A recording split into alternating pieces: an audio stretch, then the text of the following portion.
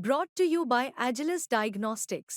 Health test की बात आती है तो मैं भरोसा करता हूँ India largest diagnostics company Agilus diagnostics. खुद को टेस्ट करते रहो। हमेशा दूसरों को ही दोष नहीं दे सकते हैं, उसमें आप कहीं ना कहीं आपका भी उतना ही दोष होता है। पुरुष विमर्श गायब है, एक सिरे से गायब है। पुरुष लेखक है ही नहीं, और जो है वो मतलब उनको आप सब जानते हैं। यहाँ पर सेक्स एजुकेशन होने के बावजूद एक चैप्टर होता है, उसमें भी वो टीचर जो है आपको क्या पढ़ लिया हो गया। यह बदलाव क्या उम्र के साथ आया है या अनुभव के साथ आया है, या ये वाकई सामाजिक स्तर पर ये बदलाव समाज में हुए हैं जिनको आपने नोटिस किया है? हाँ, अनुभव की भी बात है, बहुत लंबा अनुभव के उसमें आप हमेशा दूसरों को ही दोष नहीं दे सकते हैं, उसमें आप कहीं ना कहीं आपका भी उतना ही दोष होता है। जब आप ये मान ले कि, और तो वो अलग बात है कि दोष मान लेना और उस पर कुछ कर पाना आपके बस में नहीं होता है, और आपके कर नहीं पाते हैं, सर्कमस्टांसेस ऐसे हो जाते हैं। लेकिन यहाँ तक आते आते आप दोनों पक्षों को देखने लगते हैं अच्छी तरह से, साफ तौर पर। और ऐसा नहीं कि मैं बहुत पुरुष विरोधी रही हूँ, ऐसा नहीं था।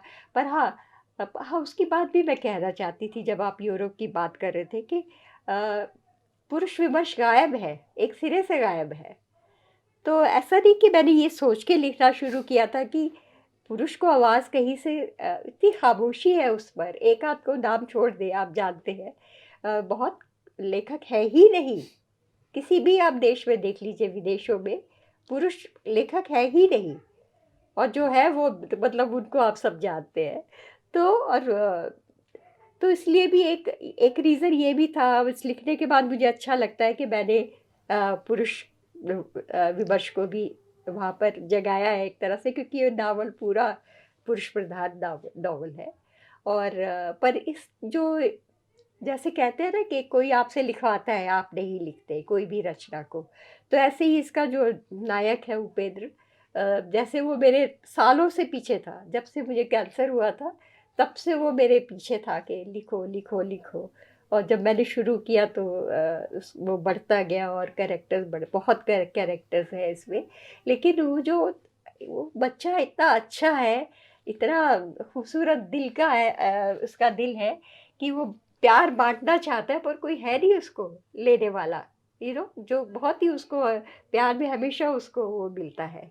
धोखा तो नहीं कहूँगी कि हाँ, वो वापस नहीं मिलता है उसको।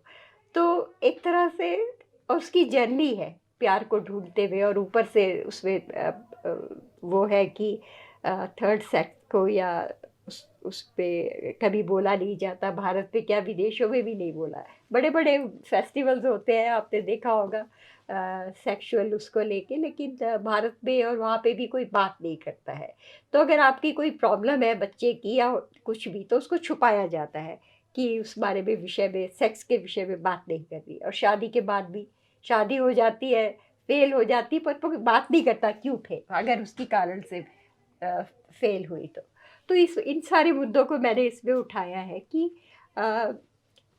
उसके ऊपर बहुत सारी चीज़ों पर बात की जानी चाहिए, जो और भारत के परिप्रेक्ष्य में तो ज़्यादा, क्योंकि बाहर तो फिर भी आप एजुकेशन है, सेक्स एजुकेशन भी है। ये भी यहाँ पर सेक्स एजुकेशन होने के बावजूद एक चैप्टर होता है, उसमें भी वो टीचर जो है आपको क्या पढ़ लिया हो गया।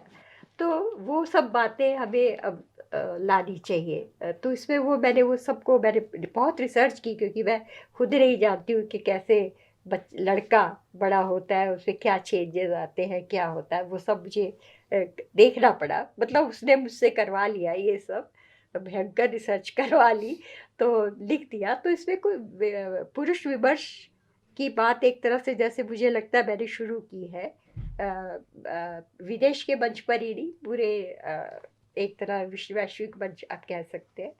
और ये सब बातें, ऐसी बातें जो कभी भी खुले तौर पे नहीं की जाती, और उसके बारे में काफ़ी लिखा है।